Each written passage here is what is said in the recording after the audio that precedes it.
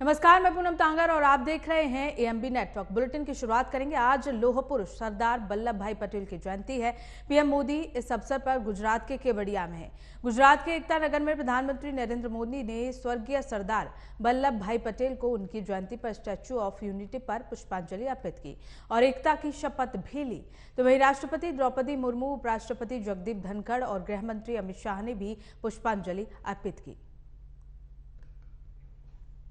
प्रधानमंत्री मोदी ने statue of unity को लेकर पुष्पांजलि अर्पित की। राष्ट्रपति द्रौपदी मुर्मू, उपराष्ट्रपति जगदीप धनखड़ भी पुष्पांजलि अर्पित करने के लिए पहुंचे थे। 3 तस्वीरें आपकी टीवी स्क्रीन पर, जहां स्टैच्यू ऑफ यूनिटी और एकता की प्रधानमंत्री मोदी दूसरी तस्वीर में शपथ लेते हुए नजर आ रहे हैं, तो वहीं तीसरी तस्वीर जहां दिल्ली में पुष्पांजलि अर्पित की गई। आज सरदार वल्लभ भाई पटेल की जयंती पर, लौह पुरुष सरदार वल्लभ भाई पटेल की जयंती पर ये तीनों तस्वीरें जहां उन्हें पुष्पांजलि अर्पित की गई।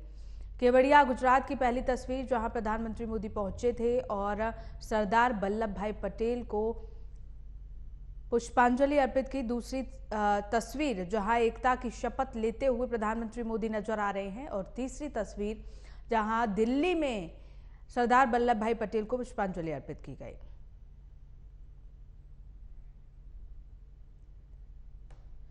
तो लौह पुरुष सरदार वल्लभ भाई पटेल की आज जयंती है, इससे लेकर गुजरात के केवड़िया से तस्वीरें जहां प्रधानमंत्री मोदी पहुंचे थे और सरदार वल्लभ भाई पटेल को श्रद्धांजलि अर्पित करते हुए नजर आए। साथ ही साथ राष्ट्रपति द्रौपदी मुर्मू ने भी सरदार वल्लभ भाई पटेल को पुष्पांजलि अर्पित की। तो वहीं उपराष्ट्रपति जगदीप धनखड़ ने भी सरदार वल्लभ भाई पटेल को पुष्पांजलि अर्पित की। स्टैच्यू ऑफ यूनिटी पर पुष्पांजलि अर्पित करते हुए प्रधानमंत्री मोदी नजर आए। गुजरात के केवड़िया पहुंचे थे प्रधानमंत्री मोदी और साथ ही साथ एकता की शपथ भी ली। दिल्ली में भी सरदार वल्लभ भाई पटेल को पुष्पांजलि अर्पित की गई।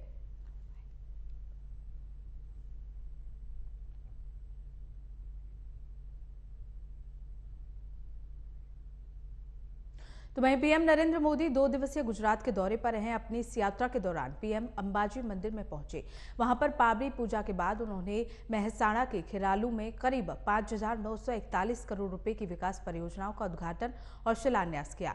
भारतीय railway, Gujarat rail infrastructure development corporation, राज्य जल संसाधन और जल आपूर्ति विभाग से जुड़ी इन परियोजनाओं का उद्घाटन और शिलान्यास किया गया। प्रधानमंत्री मोदी जनसभा को संबोधित करते हुए उन्होंने कहा कि यहां आने से पहले मुझे अंबाजी मंदिर के दर्शन करने का मौका मिला। जिस तरह से गब्बर पर्वत को विकसित किया जा रहा है, मैंने कल मन की बात में इसके बारे में बात की थी। आज करीब 6,000 करोड़ रुपए की विकास परियोजनाओं की घोषणा की गई है। ये परियोजनाएं किसानों को मजबूत करेंगी, इनसे पूरे देश के साथ कनेक्टिविटी बनेगी। इन परियोजनाओं से मेहसाणा के आसपास के सभी जिले लाभान्वित होंगे। तो 2 दिवसीय दौरे पर प्रधानमंत्री मोदी गुजरात के पहुंचे हैं। वहां पहुंचकर उन्होंने करीब 6,000 करोड़ की परियोजनाओं का शिलान्यास किया, जिन परियोजनाओं से सीधा फायदा किसानों को पहुंचेगा और साथ ही साथ कनेक्टिविटी देश में बढ़ेगी। तो 2 दिवसीय गुजरात दौरे पर प्रधानमंत्री मोदी पहुंचे हैं। मेहसाणा को 6,000 करोड़ का मेगा गिफ्ट प्रधानमंत्री मोदी की ओर से दिया गया है। कई परियोजनाओं का लोकार्पण और शिलान्यास वहां पहुंचकर प्रधानमंत्री मोदी ने किया और साथ ही साथ लोगों को संबोधित भी किया। અહીં આવતા પહેલા માં અંબાના ચરણોમાં મને આશીર્વાદ લેવાનો મોકો મળ્યો। મને આનંદ થયો અંબા માની રોનક જોઈને, અંબાજી સ્થાનની રોનક જોઈને। અને મેં તો સાંભળ્યું કે હમણાં તમે ગયા અઠવાડિયેથી મંડ્યા હતા બરાબર સફાઈમાં। ખેરાલુ को અંબાજી को આ સ્વચ્છતાનો અભિયાનમાં તમે પ્રેરક કામ કર્યું છે, એ બદલ તમને અને સરકારના બધા સાથીઓને પણ અભિનંદન આપું છું। માં અંબાના આશીર્વાદ હંમેશા આપણા ઉપર બન્યા રહે। ત્યાં જે પ્રકારે એની જે ભવ્યતા નજરે ચડી રહી છે, અને ગઈકાલે મેં મન કી બાત એમાં પણ એનો ઉલ્લેખ કર્યો હતો। ખરેખર જ અભૂતપૂર્વ કામ થઈ રહ્યું છે। માં અંબેના આશીર્વાદ અને એની સાથે જ આજે લગભગ 6,000 કરોડ રૂપિયાના વિકાસના પરિયોજના શિલાન્યાસના કામો આજે અહીંયા મોકો મળ્યો છે. આ પરિયોજનાઓ, આ બધા પ્રકલ્પો કિસાનોના ભાગ્યને કાયમી એક મજબૂતી આપનારા છે. સમગ્ર ગુજરાત અને ઉત્તર ગુજરાતના વિકાસ માટે દેશ સાથે જોડવા માટેના કનેક્ટિવિટીના ખૂબ ઉત્તમ પ્રયોગો છે. અમારે મહેસાણાની આસપાસ આપણા જેટલાય જિલ્લા છે, પાટણ હોય, બનાસકાંઠા હોય, સાબરકાંઠા હોય, છેક મહીસાગર હોય, ખેડા હોય, અમદાવાદ હોય, ગાંધીનગર હોય, આવડો મોટો પથારો છે આ વિકાસના કામોનો. એટલા બધા લોકોના સુખને માટે થઈને તેજ ગતિથી કામોની અંદર સીધો ફાયદો આ ક્ષેત્રના વિકાસ માટે મળવાનો છે. ખેરાલુ કો, અંબાજી કો, આ સ્વચ્છતાના અભિયાનમાં તમે પ્રેરક કામ કર્યું. खबरों में आगे बढ़ेंगे। बीजेपी अध्यक्ष जेपी नड्डा ने केरल के मुख्यमंत्री पिनराई विजयन पर जमकर हमला किया। उन्होंने आरोप लगाया कि कट्टरपंथियों के प्रति पिनराई विजयन सरकार के नरम रुख की वजह से केरल में बम विस्फोट हो रहे हैं। नड्डा ने एनडीए की रैली में कहा, जब हमास के एक नेता ने केरल में आयोजित एक डिजिटल बैठक को संबोधित किया तो वामपंथी सरकार मूक दर्शक बनी रही। उन्होंने आगे कहा कि पिनराई विजयन के नेतृत्व में कुप्रबंधन साफ दिखाई देता है। बता दें कि कोच्चि के निकट कलमस्सेरी में एक सम्मेलन केंद्र में विस्फोट उस वक्त हुआ था जब रविवार को ईसाई समुदाय के यहोवा के साक्षी संप्रदाय की प्रार्थना सभा का आयोजन हो रहा था। इस विस्फोट में 2 लोगों की मौत हुई और 60 लोग घायल हुए हैं। दिल्ली के पूर्व उप मुख्यमंत्री मनीष सिसोदिया को कम से कम 6 महीने और जेल में रहना पड़ेगा। सुप्रीम कोर्ट ने शराब घोटाले मामले में उन्हें जमानत देने से मना कर दिया है। सुनवाई के दौरान कोर्ट ने टिप्पणी करते हुए कहा कि जांच एजेंसी 338 करोड़ रुपए का लेन देन जुटाने में लगी है। कोर्ट ने यह भी कहा कि अगर निचली अदालत में 6 महीने में मुकदमा खत्म नहीं होता तो सिसोदिया जमानत के लिए दोबारा आवेदन दे सकते हैं। शराब घोटाले के समय मनीष सिसोदिया दिल्ली के आबकारी मंत्री थे। उन्हें इस साल फरवरी में सीबीआई ने गिरफ्तार किया था।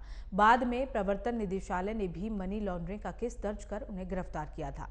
दोनों ही मामलों में निचली अदालत और हाई कोर्ट उनकी जमानत याचिका ठुकरा चुकी है। निचली अदालत ने कहा था कि उन्होंने आबकारी नीति में बदलाव कर घोटाले में मुख्य भूमिका निभाई। दिल्ली हाईकोर्ट ने भी सिसोदिया पर लगे आरोपों को गंभीर बोलते हुए बेल से मना कर दिया था। सुप्रीम कोर्ट में सुनवाई के दौरान मनीष सिसोदिया के वकील अभिषेक मनु सिंघवी ने बार बार ये दावा किया कि मामले में पैसों के लेन देन का कोई सबूत नहीं है, इसीलिए भ्रष्टाचार या मनी लॉन्ड्रिंग का मामला नहीं बनता। लेकिन कोर्ट ने उनकी एक भी दलील नहीं मानी।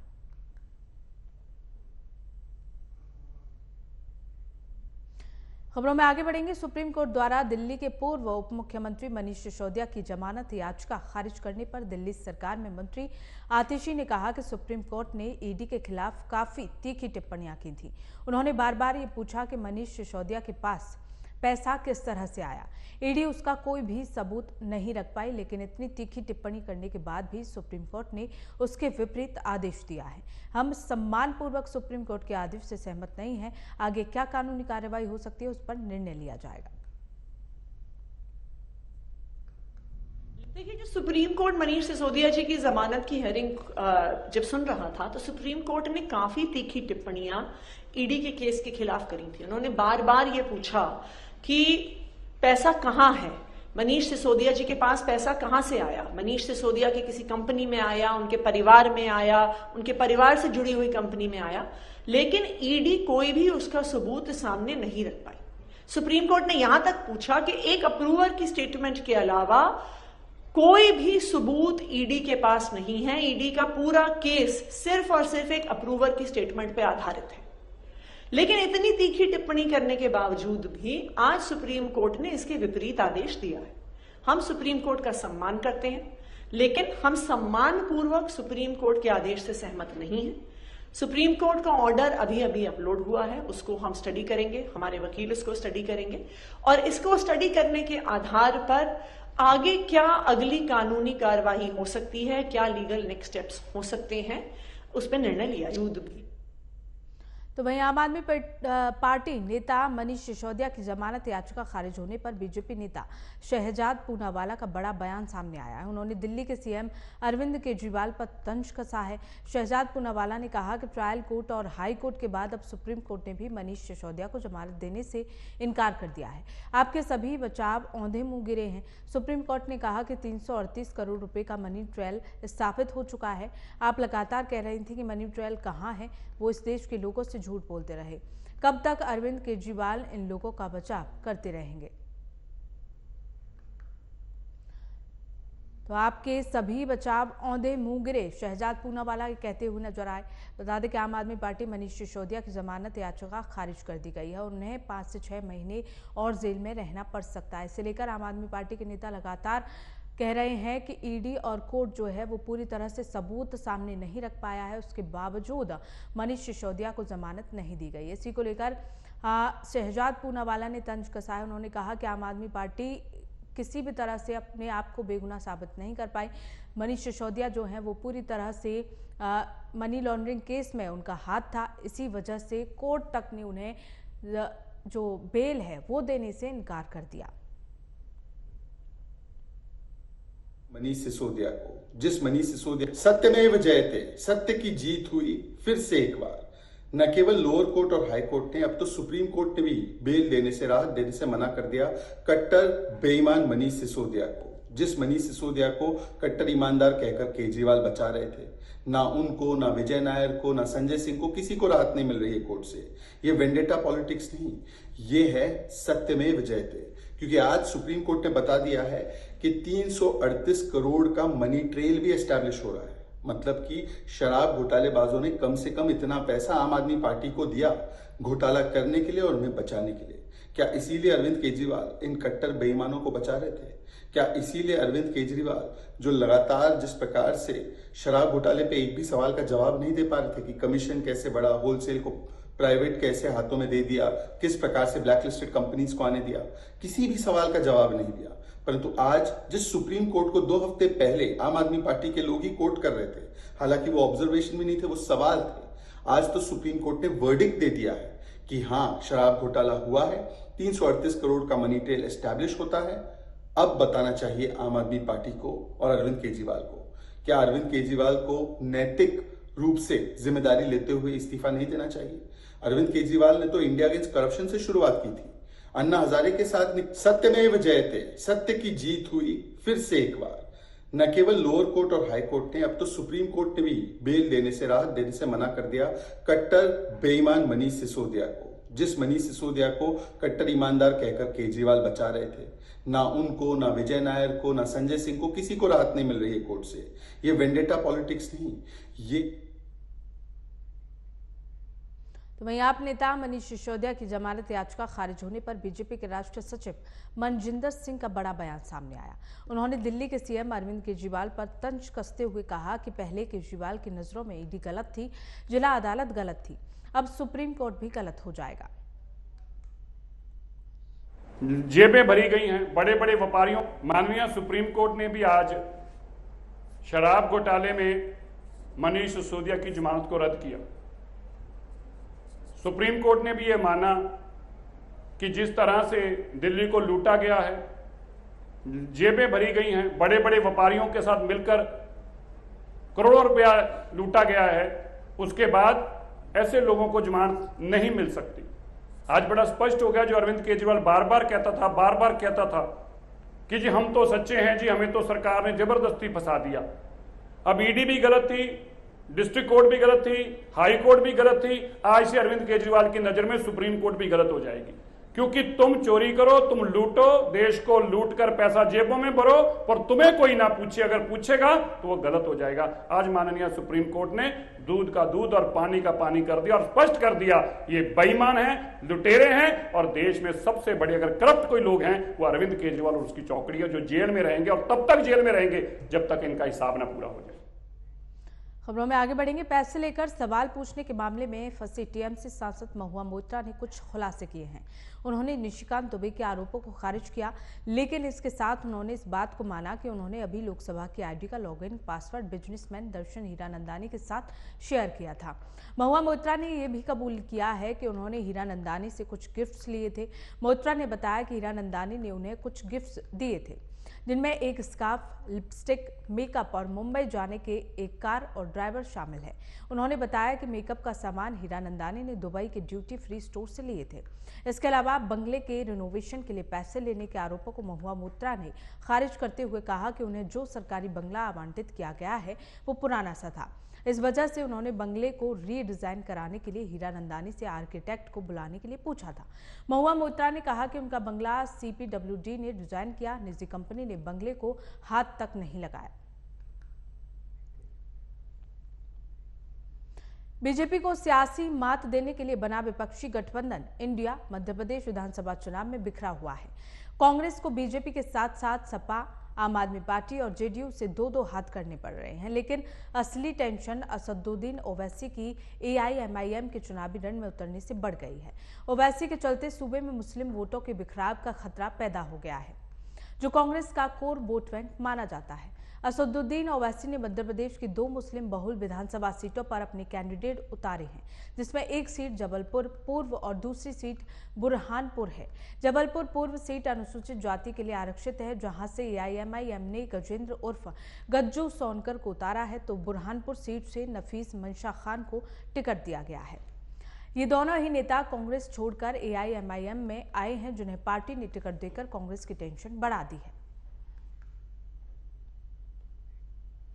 देवेंद्र फडणवीस पर महाराष्ट्र के उप मुख्यमंत्री देवेंद्र फडणवीस ने कांग्रेस सरकार पर जनता को गुमराह करने और वादों को पूरा न करने का आरोप लगाते हुए कहा कि लोकतंत्र में जवाबदेही होनी चाहिए कि कांग्रेस ने 5 साल पहले जो गारंटी दी उसमें से क्या पूरा किया गया, कौन से वादे कांग्रेस ने पूरे किए। हर चुनाव में नई गारंटी देना और उसे भूल जाना केवल छत्तीसगढ़ में नहीं बल्कि ये स्थिति राजस्थान में भी बनी हुई है।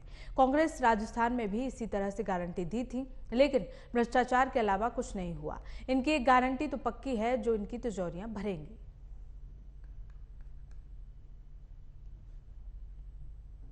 इसलिए उठा रहे हैं कि यही गारंटी 5 साल पहले भी दी थी, तो पहले तो लोकतंत्र में जवाबदेही होनी चाहिए कि आपने 5 साल पहले जो गारंटी दी उसमें से आपने क्या पूरा किया, कौन से वादे आपने पूरे किए। हर चुनाव में नई गारंटी देना और उसको भूल जाना, केवल छत्तीसगढ़ में नहीं, यही परिस्थिति राजस्थान में भी है। राजस्थान में भी इसी प्रकार से गारंटियां दी थी, लेकिन भ्रष्टाचार के सिवा कुछ नहीं हुआ। इनकी एक गारंटी पक्की है कि इनकी तिजोरियां भरेगी, बस उतनी गारंटी कंप्लीट करते हैं। तो वहीं लोकसभा चुनाव को लेकर समाजवादी पार्टी पूरी तरह से एक्टिव हो गई है। कार्यकर्ताओं को एक्टिव मोड में लाने के लिए अखिलेश यादव ने PDA यात्रा निकाली। इस मौके पर अखिलेश यादव ने जमकर जाति कार्ड खेला। अखिलेश यादव ने जाति कार्ड खेलते हुए लखनऊ में बने स्टेडियम का जिक्र करते हुए कहा कि A फॉर अंगड़ा भी है, क्या पिछड़ा ही ऐसा स्टेडियम बना सकता है। जिसने स्टेडियम बनाया वो अगड़ा है और जो स्टेडियम में तस्वीर खिंचवा रहा है वो पिछड़ा है। अखिलेश ने कहा कि PDA में A फॉर अगड़ा। अखिलेश ने कहा कि PDA यात्रा में सब शामिल हैं, कोई ऐसा नहीं जो अलग हो रहा हो। इससे जहां हम पिछड़े, दलित, अल्पसंख्यक मुसलमान भाई की बात कर रहे हैं, वहीं PDA आधी आबादी और अगड़े समाज की भी बात कर रहा है। ये यात्रा भारतीय जनता पार्टी की पोल खोल रही है।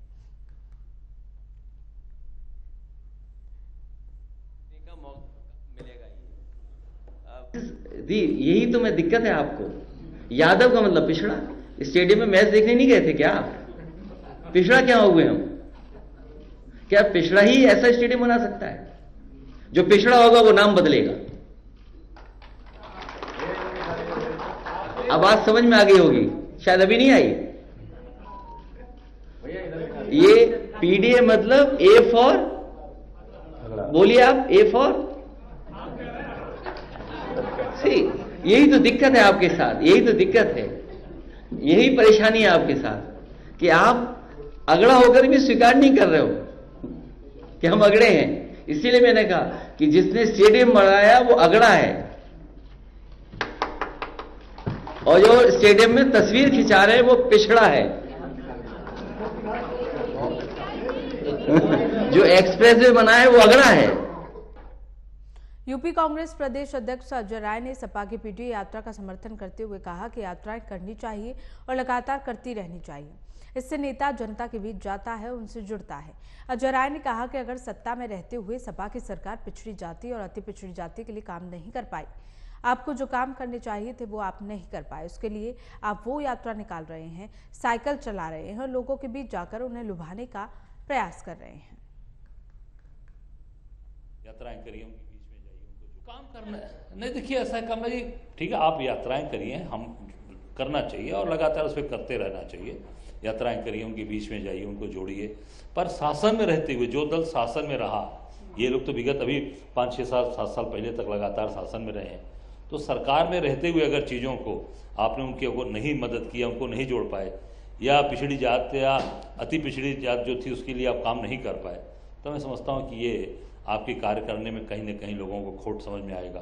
कहीं ना कहीं ये लगेगा कि नहीं, आप वो काम जो करना चाहिए था नहीं कर पाए, तो उसके लिए फिर आप यात्राएं निकाल रहे हैं, साइकिल चला रहे हैं, या उनके बीच में जाकर उनको लुभाने का प्रयास कर काम करना नहीं। देखिए ऐसा राज्य के पूर्व सीएम और नेशनल कॉन्फ्रेंस के उपाध्यक्ष उमर अब्दुल्ला ने राज्य की कानून व्यवस्था और चुनाव लड़ाने को लेकर केंद्र सरकार पर तीखा हमला किया है। उन्होंने कहा कि अगर स्थिति सामान्य है तो चुनाव क्यों नहीं हो रहे, क्या बहाना है?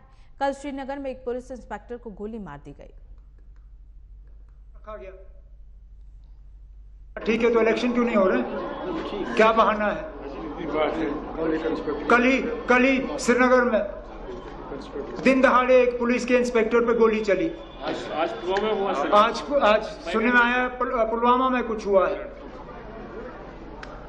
रजौरी, जिस इलाके को हमने मिलिटेंसी से बिल्कुल क्लियर करके रखा हुआ था, कम से कम हर हफ्ते 10 दिन के बाद वहां या तो कोई घटना घटती है या कोई एनकाउंटर जैसा हो जाता है। तो अगर यही नॉर्मल हालात हैं तो ठीक है ना। अच्छा, नॉर्मल हालात, आप लोग यहाँ पे हैं, पिछले दिनों एलजी साहब यहाँ आए थे, सड़कों का क्या हाल था? कितनी देर आपको बंद रखा गया? चलने की इजाजत नहीं, घूमने की इजाजत नहीं, फिरने की इजाजत नहीं। मैं चीफ मिनिस्टर यहाँ आता था, कभी बंद किया शहर को मैंने? कभी इस तरह रास्ते बंद किए? बाय रोड जब हम घूमते आए, कभी इस तरह लोगों को घरों में बंद रखा? तो वहीं विपक्षी गठबंधन इंडिया को लेकर नेशनल कॉन्फ्रेंस के उपाध्यक्ष और जम्मू कश्मीर के पूर्व मुख्यमंत्री उमर अब्दुल्ला ने बड़ा बयान दिया है। सपा और कांग्रेस की लड़ाई पर बोलते हुए कहा कि जिस तरह से समाजवादी पार्टी और कांग्रेस के बीच लड़ाई सामने आई है वो दुर्भाग्यपूर्ण है, ये गठबंधन के लिए ठीक नहीं है। उन्होंने कहा कि ये दुर्भाग्यपूर्ण है कि विपक्षी दलों के गठबंधन की स्थिति अभी मजबूत नहीं।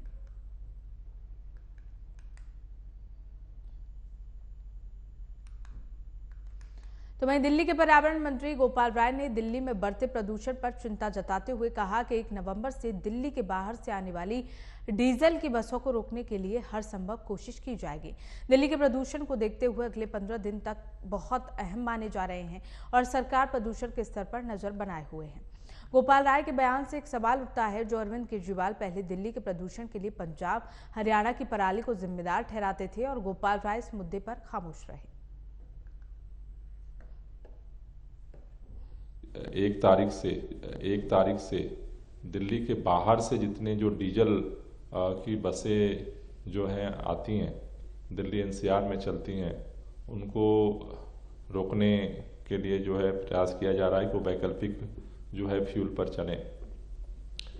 जो लगातार प्रयास हो रहे हैं उसका हम ये परिणाम देख रहे हैं कि अगर पिछले साल की अगर हम तुलना में देखें तो पिछले साल 29 अक्टूबर को जो दिल्ली का AQI था वो 397 था, यानी लगभग 400 AQI था पिछले साल 29 अक्टूबर को।